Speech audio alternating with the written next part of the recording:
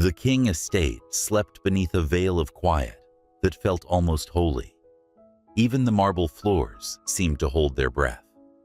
Outside, snow whispered against the tall windows, tracing fragile veins of frost that shimmered in the early dawn.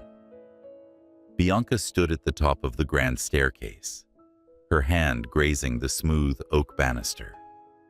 The silk of her dress caught the light like spilled moon water. To the world, she was the housemaid, modest, obedient, forgettable. But in truth, she was Mrs. Bianca King, the secret wife of one of America's most powerful men. The title never felt real, not when she ate breakfast alone, not when the staff avoided her gaze as if her existence was a rumor, and certainly not when Alexander the billionaire, who could bend the stock market with a word, walked past her in silence, his wedding ring glinting under the same light that made hers invisible. Their marriage had been written quite literally, in ink and claws, a contract of protection. He offered safety, she offered silence. At first, Bianca told herself she could live with that. After all, safety was a luxury for a girl who grew up dodging gunshots on the south side of Chicago. But as months passed, safety began to taste like captivity. She walked through the endless hallway, lined with portraits of stern-faced king's men who had built empires and broken hearts. Their eyes seemed to follow her, as though warning her of the lineage she had dared to enter. Every door in that house had a lock she didn't have the code to. Every window looked out to a world she wasn't allowed to touch. Even the garden, lush and overflowing with roses, was surrounded by iron gates that needed permission to open. At night, she could hear Alexander's footsteps echoing from his study. The rhythm was steady, restrained, like a man who'd learned to silence even his emotions. Sometimes she'd catch a glimpse of him through the half-open door, sleeves rolled up, whiskey in hand, staring at a single photograph on his desk. She'd never dared to ask who was in it. But tonight, something was different. The house was darker than usual. The wind howled through the cracks in the old mansion, carrying with it a faint note of melancholy, like a song half remembered. Bianca couldn't sleep. Her thoughts clattered too loudly in the quiet. She decided to go downstairs to breathe, to remind herself she was still alive. She passed the piano room where no one played anymore, her fingers brushing the dust from the keys. Each note she pressed sounded like a sigh. Then from the study she heard his voice. Alexander rarely used his phone at home. He valued privacy more than peace, and both were hard-earned in his world. But his voice, low sharp, carried through the thin crack of the door. Keep everything sealed. No one must know who she is. Bianca froze. Yes, even her. She can't know. It's safer that way. Her pulse hammered against her ribs. For a moment she thought she'd misheard, but the pause that followed the heavy, exhausted silence confirmed it. He wasn't talking about business. He was talking about her. She backed away the silk of her gown, whispering against the marble. Her mind spun. What did he mean she can't know? Know what? The house suddenly felt smaller, the air heavier. Every secret she'd ignored, every strange glance, every door locked behind her, came rushing back like a wave she couldn't outrun. She slipped into the kitchen, her breathing uneven. Manuela, the old housekeeper, stirred sugar into her tea and looked up in surprise. Mrs. Bianca, she corrected herself quickly. You should be resting. It's late. I couldn't sleep, Bianca murmured, avoiding the woman's eyes. I thought maybe some tea. Manuela hesitated, then poured a second cup. He worries about you, you know, Mr. King. But worry in men like him looks like control. Bianca gave a brittle smile. Control looks a lot like prison, Manuela. The older woman sighed, pressing the warm porcelain into her hands. Then maybe you should ask what he's trying to keep you safe from. Bianca wanted to ask, but she knew Manuela wouldn't answer. No one ever did.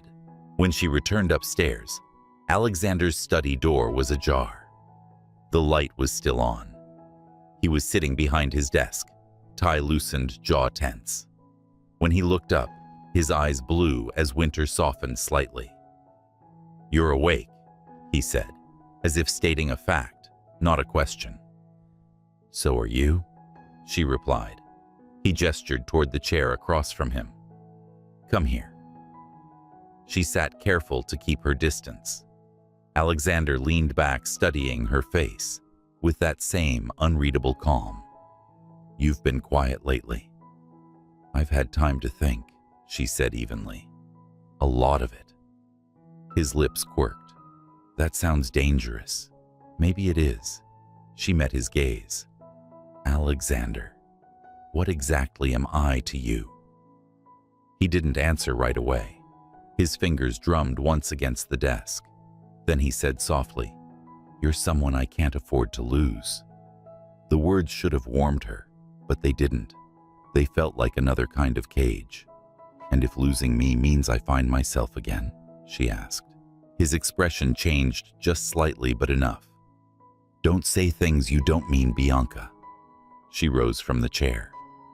"I've said nothing but the truth since the day you made me yours, made you mine." His voice sharpened. "You think I forced this?" "I think," she whispered, "you needed someone to hide behind, and I was convenient." For the first time, she saw something raw flicker across his face. Pain, maybe. Regret. But before either could speak again, his phone rang. He turned away to answer. "Yes." "What about the transfer?" "No, she doesn't know. And she can't understand." That was all Bianca needed to hear. She left the study without a word. Outside, snow had begun to fall again, thick silence suffocating. She pressed her palm against the cold window, her reflection blurred by frost. She can't know. The words replayed like a curse. If he wasn't protecting her, then what truth was he protecting from her? She went to her room, but sleep refused her. The walls felt closer than before. A distant rumble of thunder broke the stillness out of place for Winter. A storm was coming. She could feel it in her bones. Bianca stood by the mirror, her own eyes staring back, questioning, trembling. The reflection of a woman half owned, half lost. She whispered to herself, "Maybe it's time I find out what he's afraid of." Downstairs in his study, Alexander poured another glass of whiskey. His hand shook for the first time in years. On his desk lay a small photograph, the one Bianca had never seen. It was of a woman who looked like her.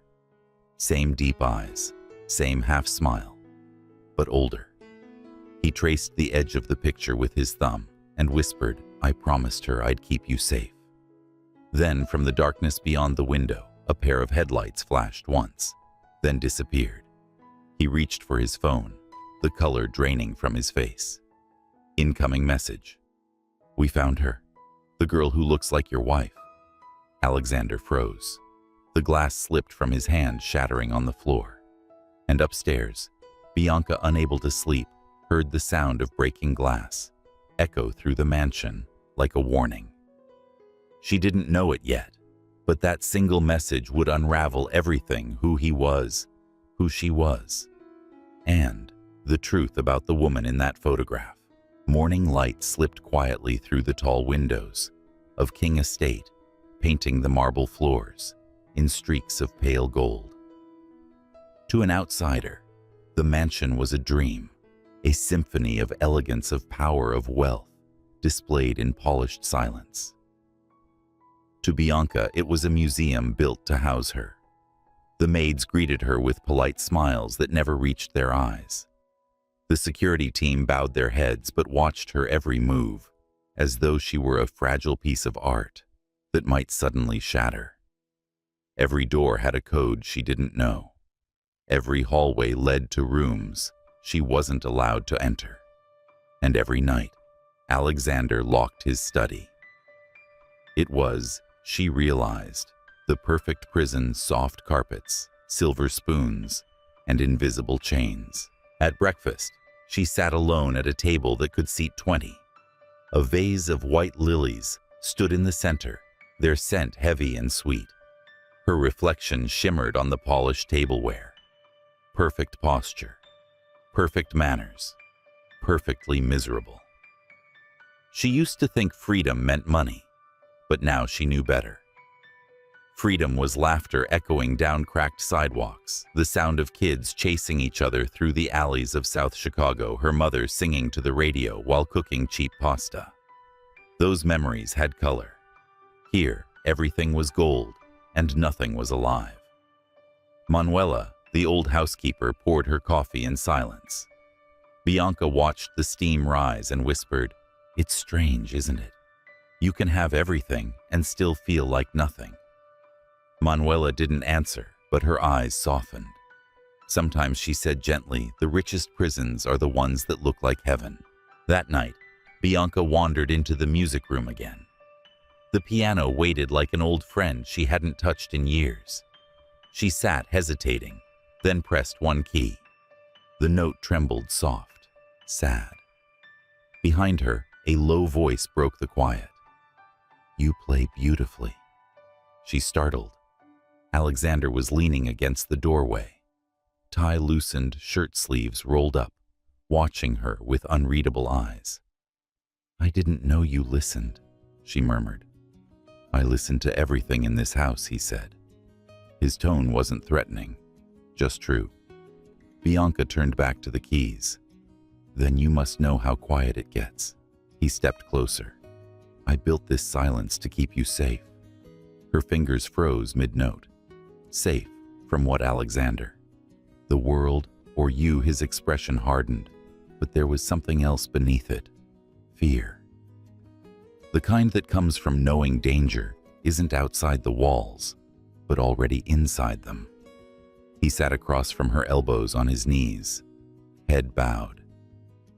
"There are people who'd hurt you, to hurt me. You don't understand the kind of enemies I have." She studied him.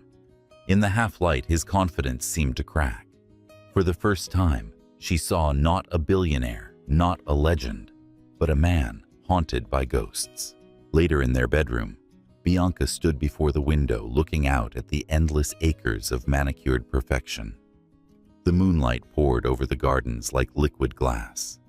Somewhere far beyond the iron gates, a dog barked free and wild. Behind her, Alexander's reflection appeared in the window. He was silent, just watching her. "Why do you always look like you're somewhere else?" he asked softly. "Because I am," she replied. He moved closer, the air between them tightening. "If you step outside those gates without permission, I can't protect you." She turned to face him, her voice trembling with contained defiance. "Maybe I don't need your protection." "You do," he said firmly.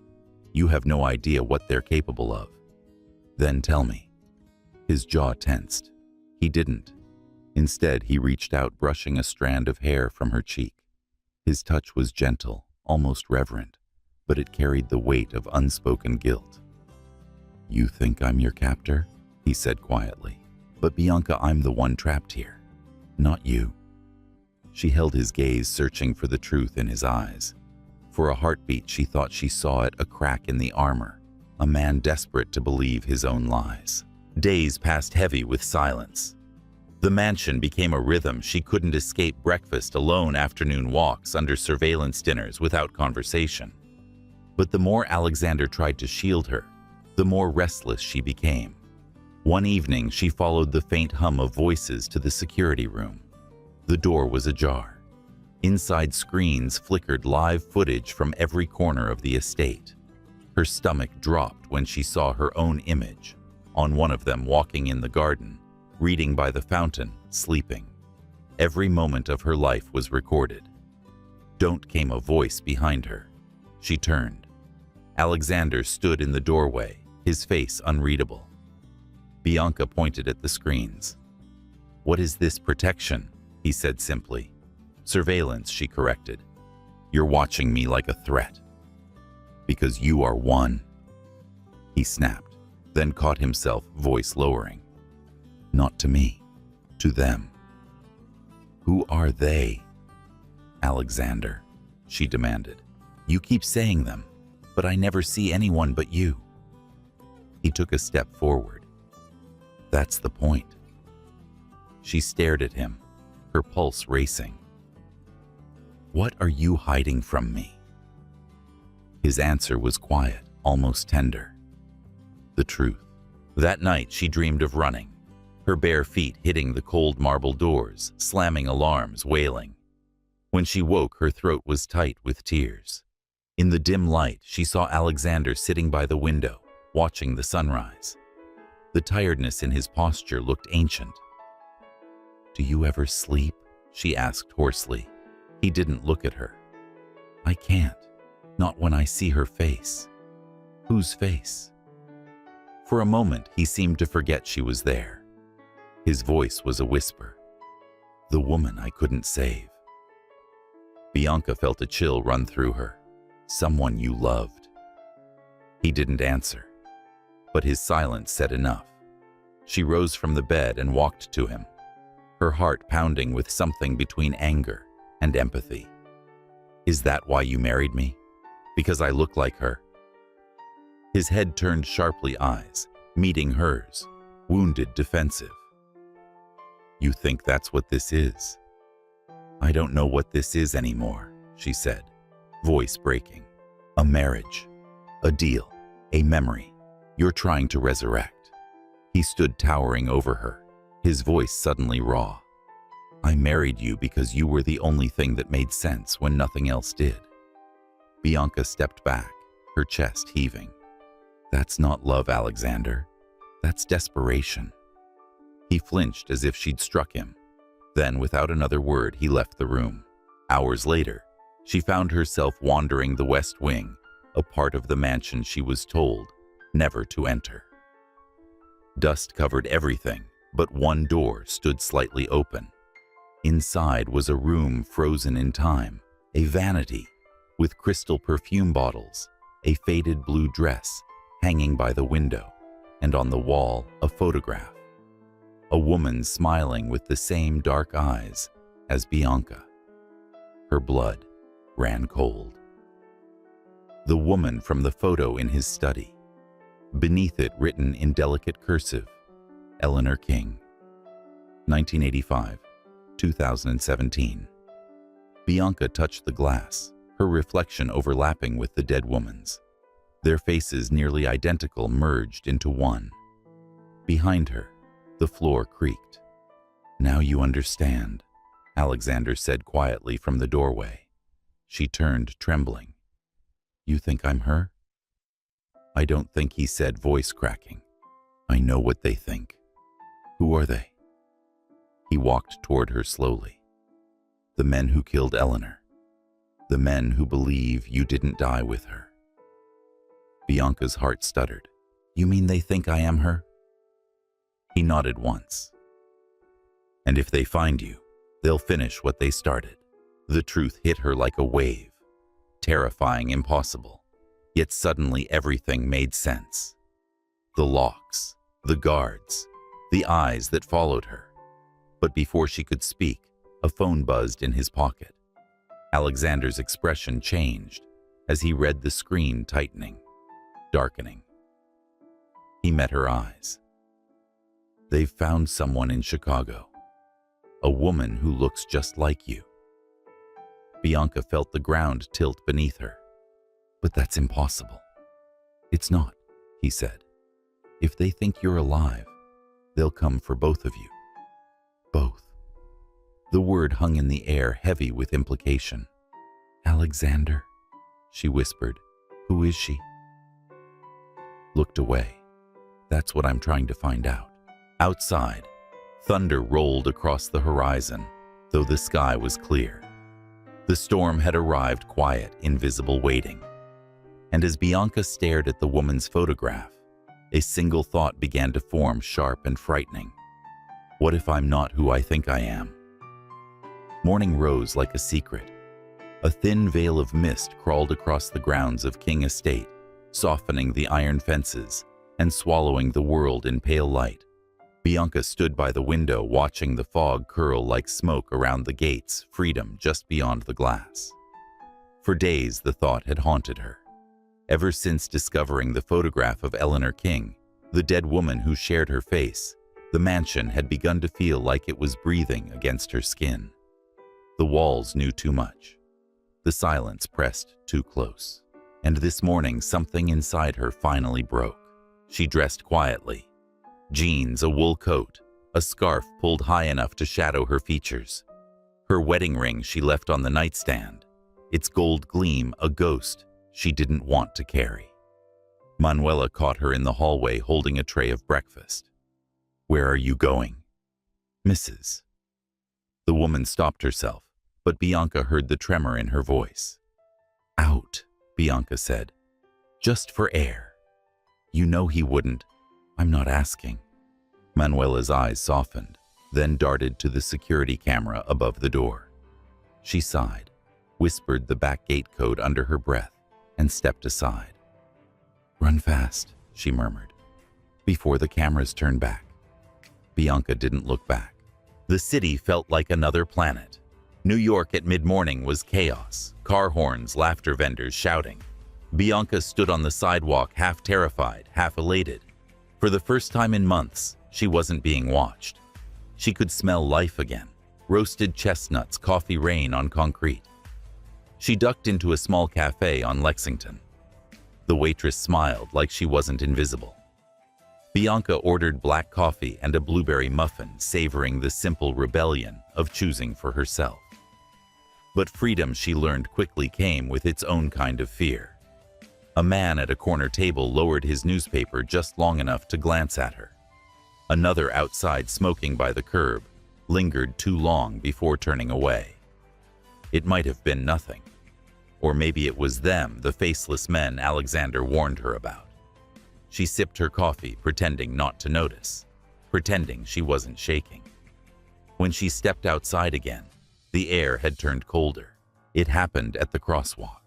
A scream, high, desperate, tore through the hum of traffic.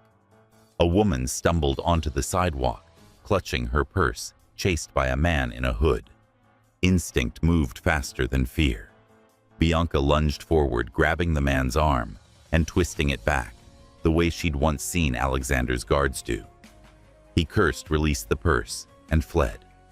The crowd erupted into applause. The woman, middle-aged, shaking, clutched Bianca's hands. "Thank you."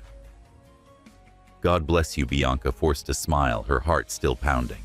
Someone in the crowd raised a phone.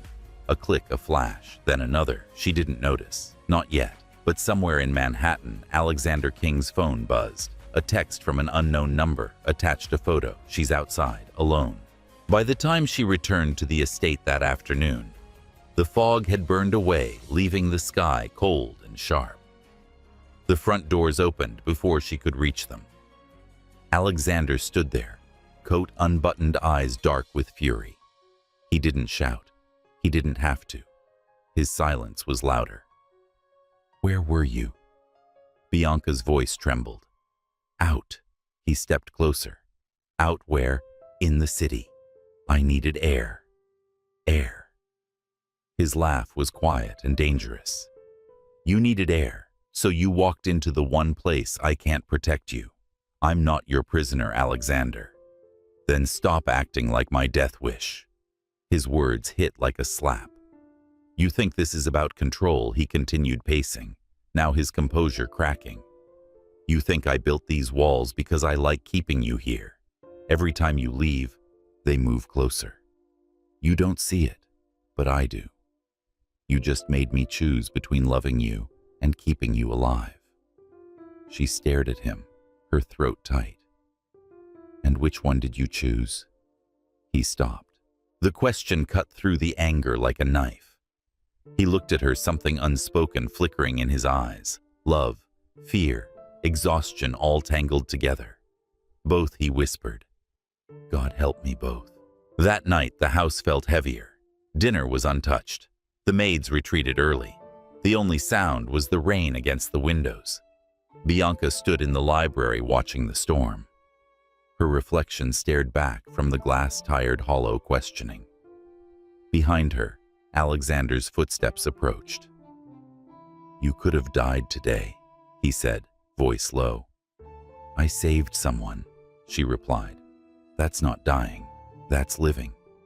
He closed his eyes as if her words hurt him.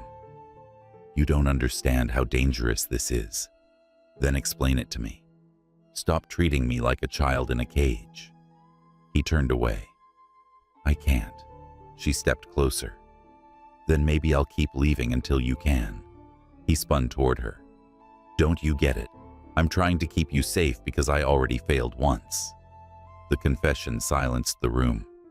She blinked, heart pounding. "Failed who?" He hesitated. "Someone who looked like you."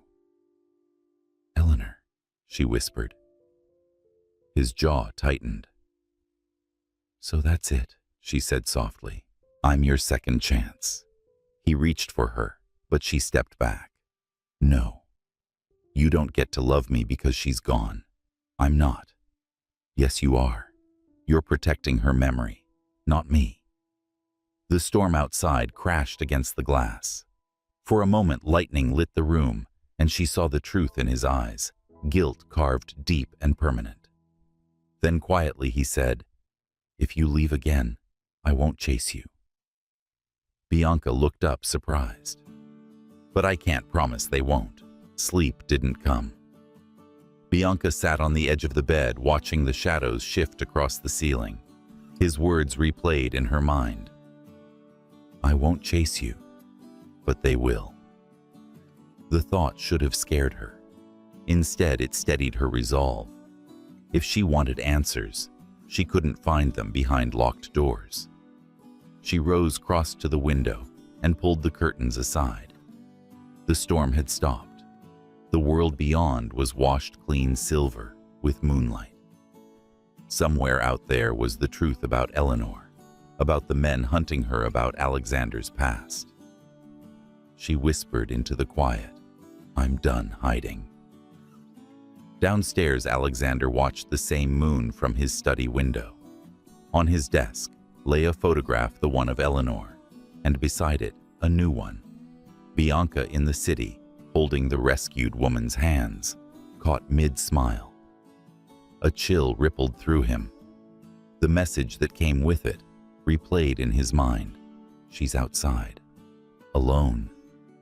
And beneath it, a second one had arrived an hour later. "We know she's not Eleanor, but we also know who she really is." Alexander's hand froze on the desk. The glass of whiskey trembled. He looked up toward the staircase, toward the room where Bianca slept unaware. The silence of the house returned, heavy and absolute. But outside, hidden beyond the gates, a figure watched through binoculars, eyes cold and patient. He lifted his phone, dialed a number, and whispered into the receiver. She's exactly where he keeps her. The wife who was never supposed to exist. The night was restless. Wind scraped against the windows, bending the trees until they groaned. Inside the dining room, the table glowed beneath soft amber light, a perfect illusion of calm. Bianca sat opposite Alexander, her fork idle over a half-touched meal. For weeks since the attack, the mansion had been quieter than ever, but peace had started to feel like the pause before thunder.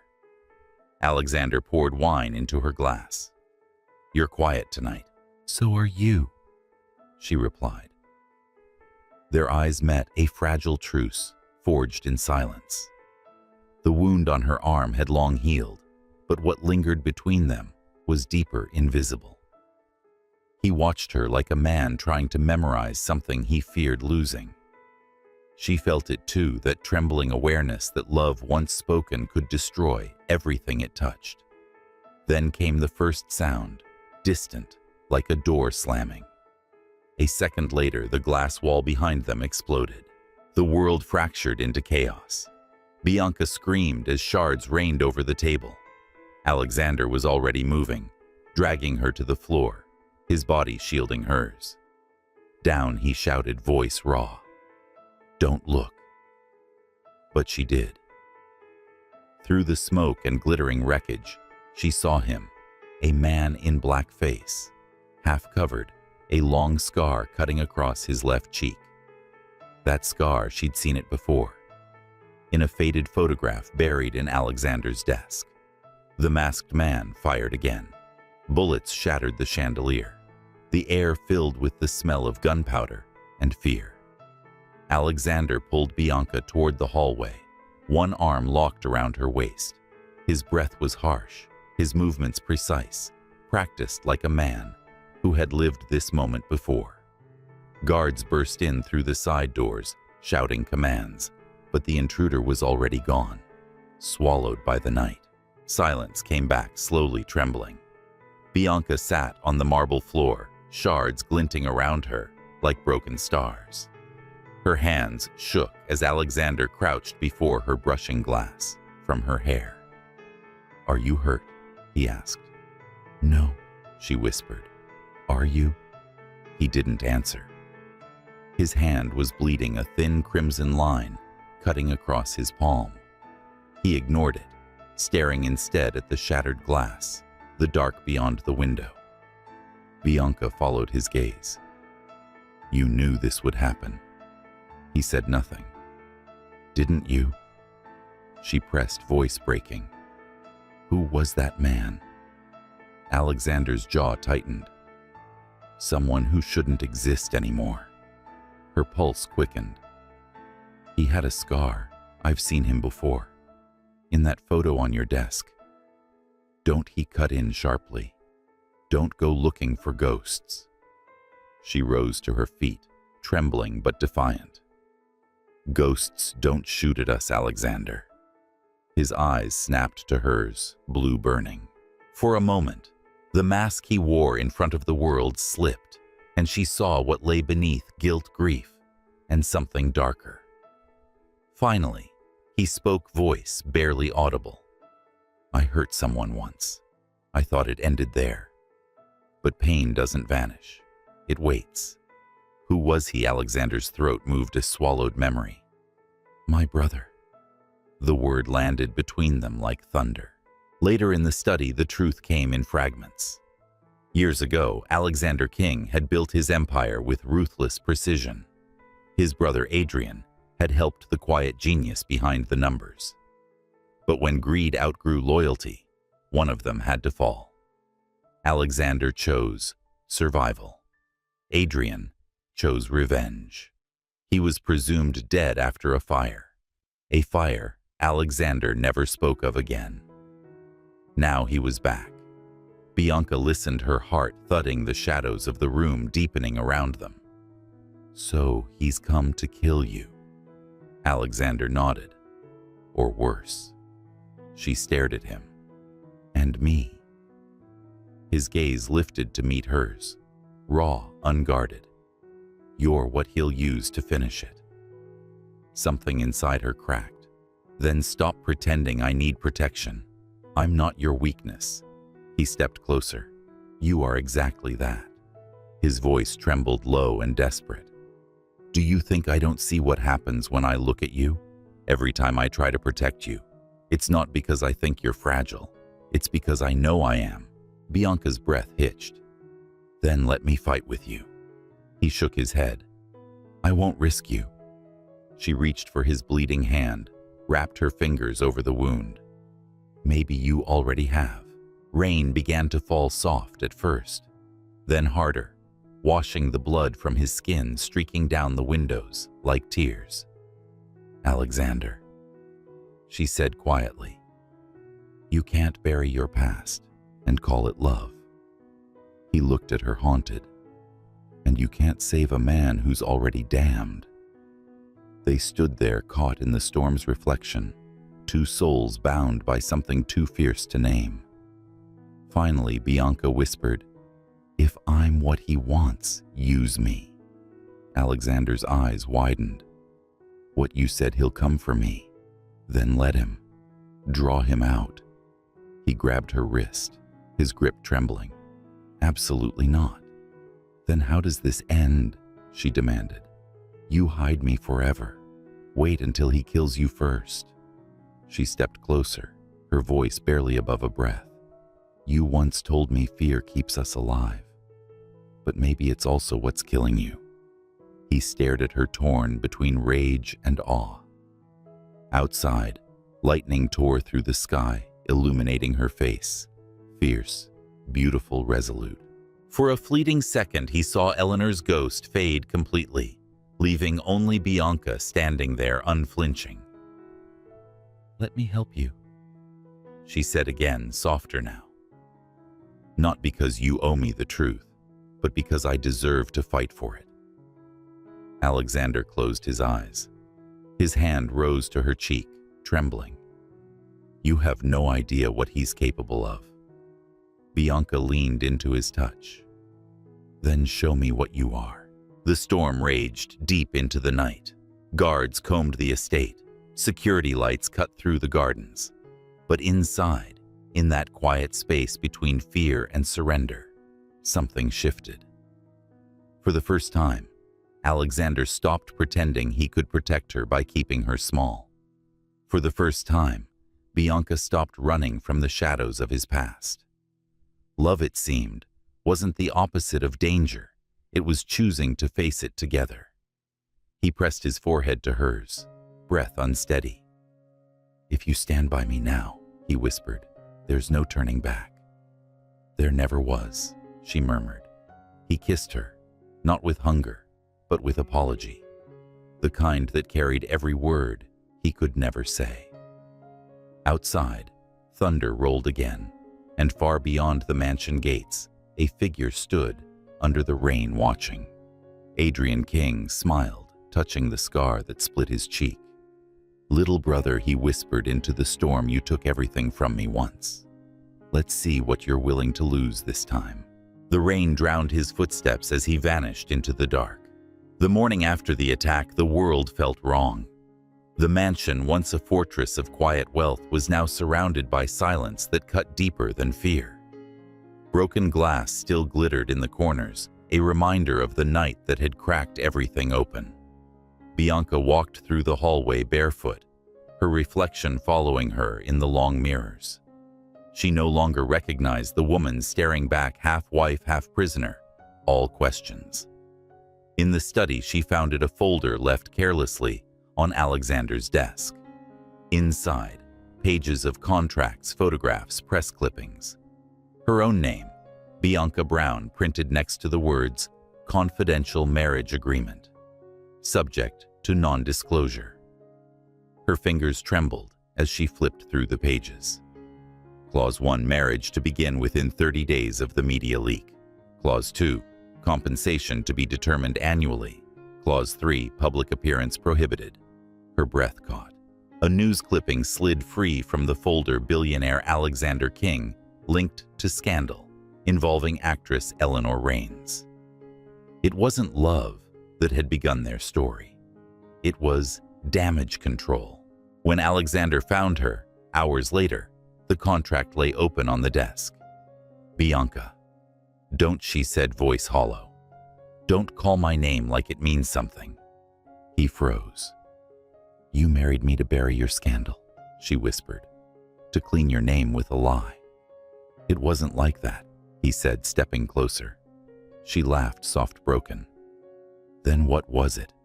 Charity, strategy, penance, survival, he said. Back then, the company was under attack.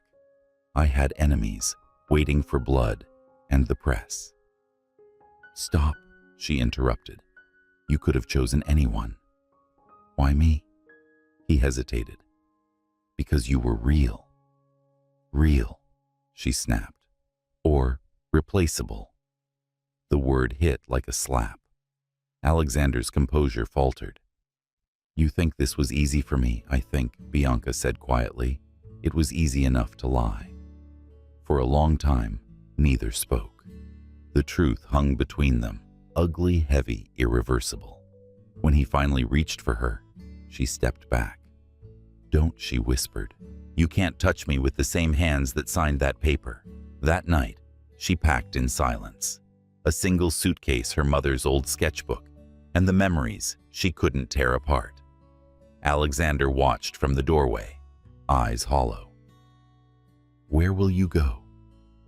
"Somewhere you don't own." "Bianca, please." She turned, tears shining but unfallen. "You can buy a marriage, Alexander, but not forgiveness." He took a step forward, voice breaking. "I never meant for it to become this. I never expected to love me," she finished. He didn't answer. "Maybe that's the only truth between us," she said. When she left, he didn't follow. For once, he kept his promise.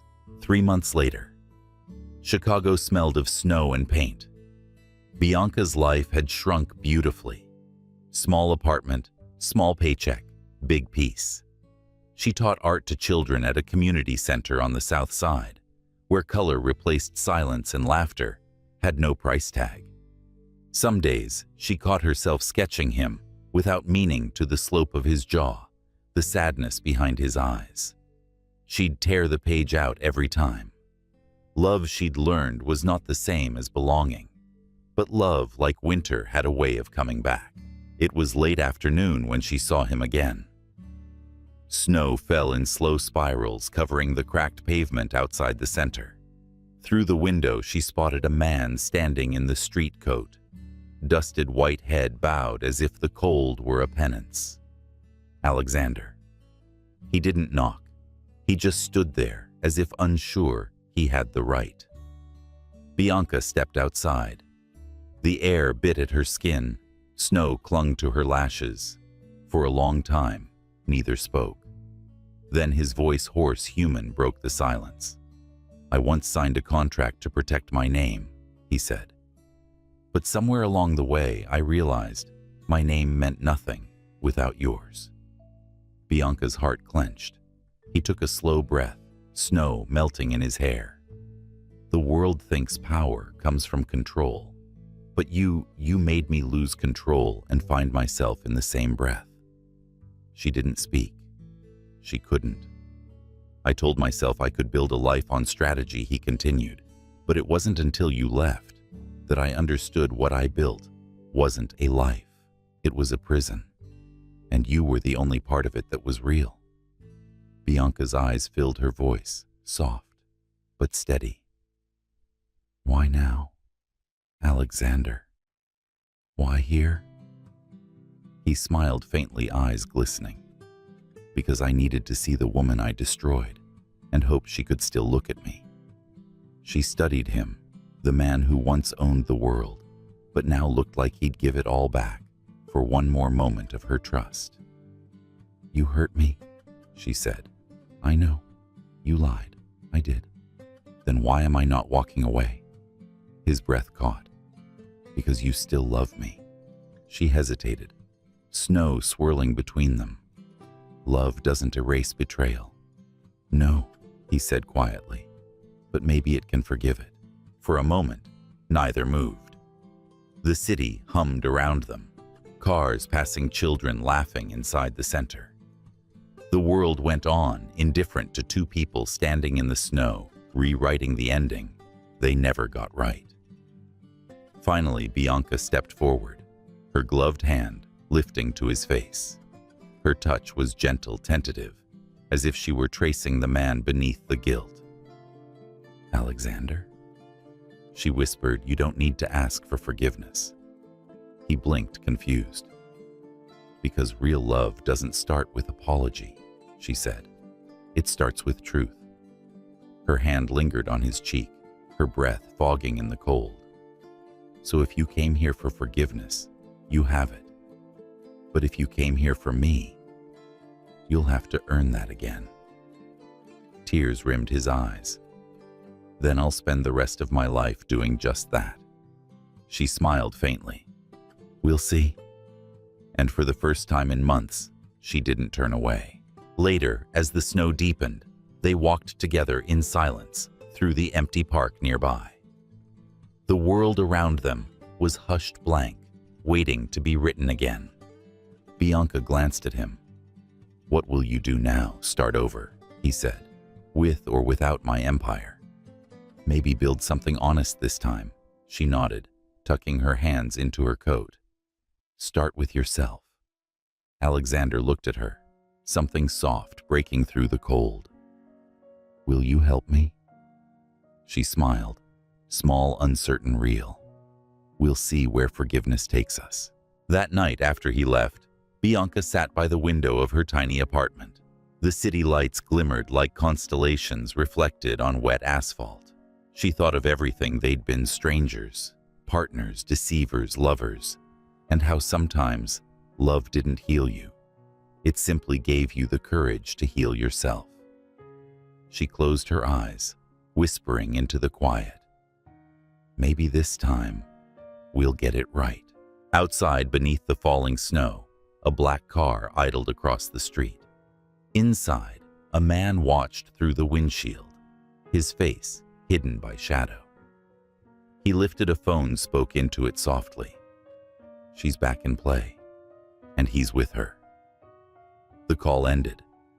The car drove away into the dark, leaving only the echo of tires against snow and the promise that the past was not done with them yet. A year later, the snow had long melted, and so had the distance between them. What began as penance had turned into purpose.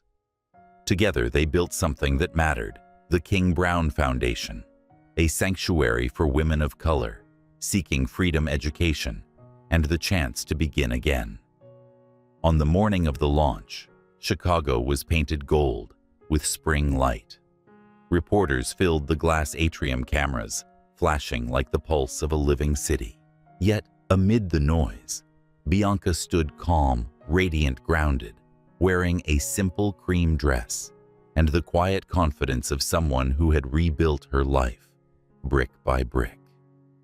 Alexander stood at the back of the hall watching her. He didn't belong to the front page anymore, and for once he didn't need to. The empire could have his name. She had his heart. When Bianca stepped up to the podium, the crowd hushed. Her voice carried not as an echo of pain, but as the sound of someone who had transformed it. A few years ago, she began, I was treated like an asset. My worth measured in silence and obedience. But today, I choose a different kind of wealth, one built on courage, education, and the freedom to dream. A murmur of applause swept the room. She continued, eyes bright with emotion. This foundation isn't about me or Alexander. It's about every woman who ever believed she wasn't enough. Every girl who was told to wait her turn. You don't have to wait anymore. The words seemed to hum in the air. Even the cameras paused, as if the story unfolding before them deserved reverence, not spectacle. From the back, Alexander watched, not as a savior, but as a student. He remembered the man he'd been: arrogant, terrified of loss, blind to his own cruelty. And yet here she was, turning every wound he'd caused into a seed of healing for others. When she looked at him across the crowd, their eyes met, and for the first time, there was no anger, no apology, only light. After the ceremony, as guests mingled and cameras clicked, Bianca slipped away to the garden terrace behind the hall. She needed a moment to breathe. The air smelled of magnolia and rain, the kind that whispered of new beginnings. She heard the soft tread of footsteps behind her. Escaping your own party, Alexander's voice was gentler than she remembered. She smiled, faintly. Just catching my breath. You know how I feel about crowds. He stepped closer, careful not to intrude. You were extraordinary in there. I was honest, she said. That's different. He nodded. Honesty looks good on you. Does redemption look good on you? She countered, turning toward him. He chuckled softly. I'm still trying it on. Their laughter met somewhere in the middle, hesitant, familiar, real. For a long moment, they stood side by side, watching the city stretch toward the horizon. I used to think, Alexander said quietly, that power meant control, that if I could control everything, people, outcomes, even love, I'd never lose. And now, he exhaled, now I know real power is letting go. Bianca looked at him, the wind catching her curls. You did let go of your empire, your pride. He smiled ruefully, and I got you back. You didn't get me back, she corrected softly. You earned me. Something in his expression shifted. Gratitude, reverence, something beyond words. Inside, a journalist called her name for an interview, but she stayed. For this moment, she chose peace over performance.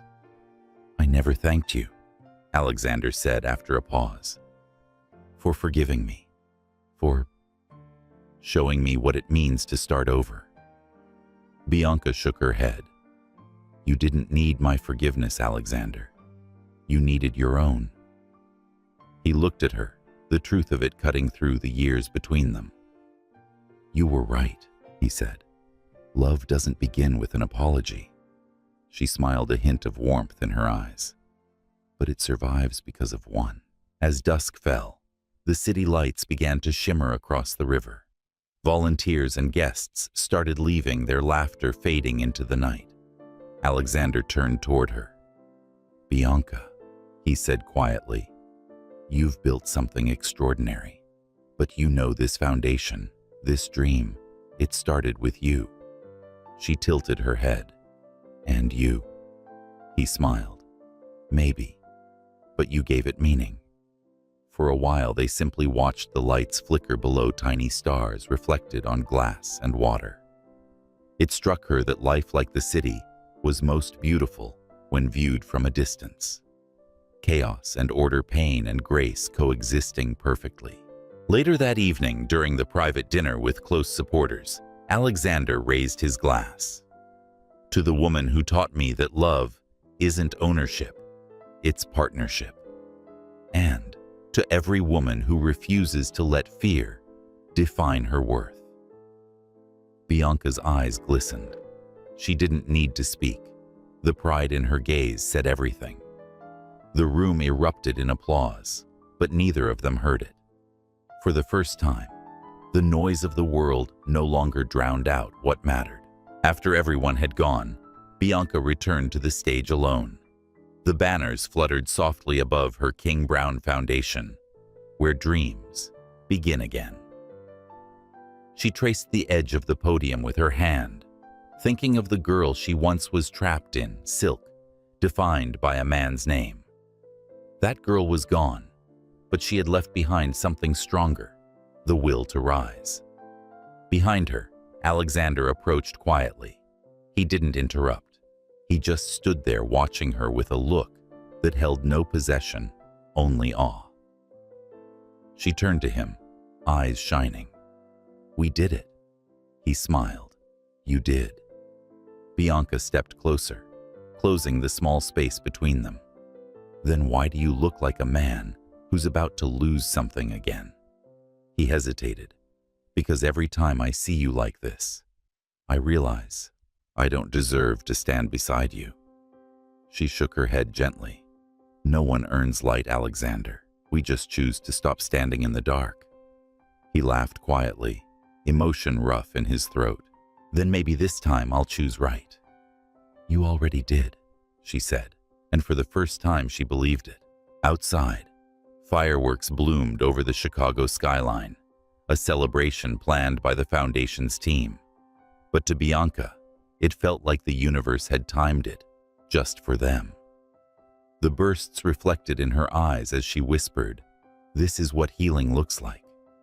Alexander looked at her, the woman who had once been his secret and was now his redemption. He reached for her hand, their fingers intertwining naturally, effortlessly. "Then let's protect it," he murmured. Together, she said. The fireworks faded, leaving only starlight. Somewhere beyond the city, a car slowed to a stop on a quiet road. Inside, a figure sat in the shadows listening to a radio report about the King Brown Foundation's success. The man's lips curved into a thin smile. How poetic, he muttered. My brother saving the world with the woman I once saved from him. He turned off the radio. The night swallowed his words. The chandeliers glittered like captured stars above the ballroom of the Global Humanity Awards. Guests in tailored suits and shimmering gowns murmured in admiration as Alexander King, once the ruthless mogul, now the face of redemption, walked toward the stage. It had been a year since the King Brown Foundation launched, and tonight he was to receive the title Humanitarian Entrepreneur of the Year. Cameras flashed, journalists whispered, but Alexander heard none of it. All he could see was Bianca seated in the front row, her dark skin glowing beneath the lights, her smile calm, almost knowing. He climbed the final step, holding a folded document, instead of the speech everyone expected. The air shifted. He adjusted the microphone, looked at the audience, and then at her. I was supposed to read a statement, he began, his voice low, deliberate. But tonight, I brought something else, a different kind of contract. The crowd stilled. Even the reporters lowered their cameras. He unfolded the paper. Term, lifetime. Value, priceless. Position, Mrs. Bianca King. A collective gasp swept through the room, then silence. Bianca's eyes filled before she could stop them. The hall that once represented wealth and power suddenly felt like a chapel, sacred, fragile. Alexander's voice softened. I once signed contracts to protect my empire. This is the first one I've ever signed to surrender it for love. Bianca rose slowly, her heartbeat loud in her ears.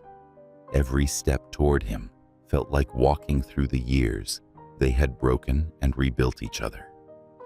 When she reached the stage, Alexander extended his hand. Their fingers met, warm, trembling, real. The applause came late, as if the entire hall had forgotten how to breathe.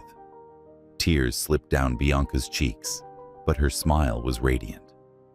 She whispered just loud enough for him to hear. You kept your promise. He leaned closer, voice shaking. You made it worth keeping. The crowd erupted, cameras flashing like fireworks. But in that golden moment, it was just them two souls, once bound by deception, now joined by truth. The paper in his hand fluttered as he let it fall, landing at their feet like an old life finally released.